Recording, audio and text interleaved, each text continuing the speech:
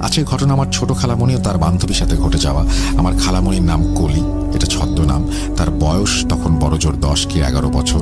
তার বান্ধবীর নাম রূপা, ছদ্মনাম। আমার খালাও তার বান্ধবী সমবয়সী ছিল। গ্রামের ছেলেমেয়েরা সাধারণত নানা রকম খেলায় পারদর্শী হয়ে থাকে। বিকেলবেলা বড়িচ্চু, গোল্লাছুট, কানামাছি, বরফ পানি, সন্ধ্যা হলেই পলাপলি, আরও না জানি কত খেলা। আজকের ঘটনাও এরকম এক খেলা থেকেই শুরু। বর্ণনার সুবিধার জন্য এবার ঘটনাটি আমি আমার আম্মুর বক্তব্য হিসেবে লিখছি।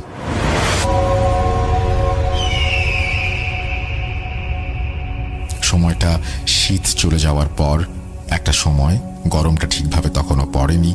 বিকেলবেলা আসর ও মাগরিবের মধ্যবর্তী সময়। রূপা, কলি আর আরও প্রায় সমবয়সী 8-10টি ছেলে মেয়ে মিলে ওরা বাড়ির বড় উঠোনে সেদিন বুড়িচ্চি বা বৌচি খেলছিল। বলে দেওয়া ভালো, বৌচি কিভাবে খেলতে হয় কম বেশি সবাই জানি। এক পক্ষ তার বিপক্ষের দলের খেলোয়াড়কে ছোঁয়া দেওয়ার জন্য বা ধরার জন্য পিছু নেয়। সেই বিপক্ষ দলের খেলোয়াড়কেও ঠিক দিক বিদিক ছুটতে হয় নিজেকে ছোঁয়া থেকে বাঁচানোর জন্য। বাচ্চারা হই হুল্লোড় করে খেলছে। আমি, আমার মা আর অন্যান্য ভাই বোনগুলো যে যার কাজে ব্যস্ত ছিলাম। খেলা এভাবে চলতে চলতে সন্ধ্যা প্রায় হয়েই এসেছিল, কিন্তু খেলা তখনও শেষ হয়নি। খেলতে খেলতে এবার এলো কলি আর রূপার পালা। কলি দম ধরে দাবড়াবে আর রূপা নিজেকে বাঁচতে প্রাণপণে ছুটবে। যেমন নিয়ম তেমন চলল। কলি রূপাকে ধাওয়া করলো, রূপা ছুটল। এদিক সেদিক রূপা ছুটতে ছুটতে কবরস্থানের ভেতরে চলে গেল।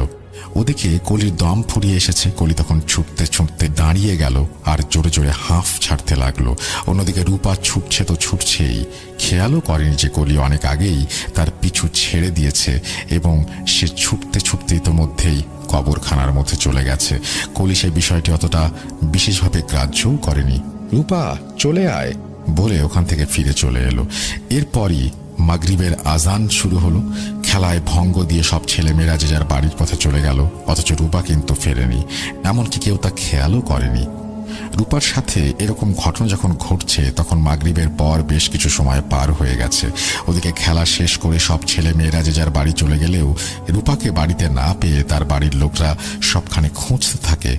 অথচ তাদের কল্পনাতেও নেই যে রূপা ওই ভয়ঙ্কর কবরখানায় আটকা পড়ে যেতে পারে। এদিকে কলিকে জিজ্ঞেস করা হলে সে জানায় রূপা তো তার সাথেই ছুটছিল, তাকে তো সে ডেকে চলে এসেছিল, কিন্তু তারপর রূপা কোথায় গেছে তা সে জানে না। এই খোঁজাখুঁজির মধ্যেই সবাই রূপার কষ্টে ভরা চিৎকার শুনে কবরস্থানের দিকে ছুটে যায়। সকলের হাতেই টর্চ লাইট। বন ঝাড় ভাঙা কবর, সবখানেই লাইট দিয়ে খুঁজতে খুঁজতে